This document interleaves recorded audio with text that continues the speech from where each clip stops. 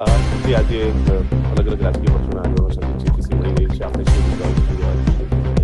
બિલકુલ one nation one election માટે આજે જે ઈપીસી મળવાની છે એમાં આમ આદમી પાર્ટીના પ્રદેશ અધ્યક્ષ તરીકે સાથે સાથે ધારાસભ્યશ્રી આજે અમને પણ અહીંયા મારો મત હોવા માટે અને અમને જે પ્રેઝન્ટેશન બતાડવાનું છે એ લોકોએ એના માટે અમને આમંત્રિત કર્યા છે.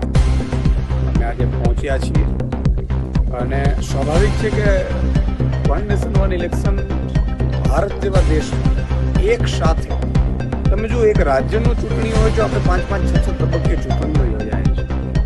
ઈવીએમમાં કેટલી ખરીદી થાય છે, ઈવીએમ કેટલા નવા ખરીદવા પડે દરેક જગ્યાએ હોય છે.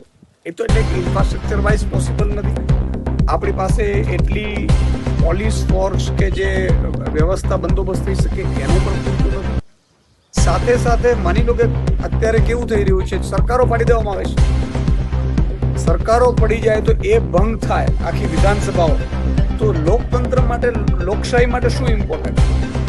લોકશાહી માટે લોકોની જવાબદેહી બને, સરકાર જવાબદેહી બને લોકોની, એ પ્રકારનું હોય છે. લોકો વડે બનેલી છે ત્યારે 5 વર્ષ સુધી પછી એ સરકાર જે એસેમ્બલી ભંગ થઈ ગયું એનું શું?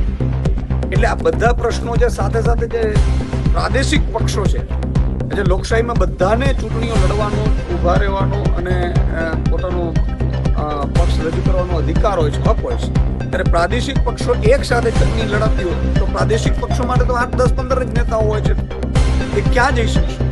એટલે આ બધા મુદ્દાઓ છે જેને અમે આજે મૂકવાના છીએ.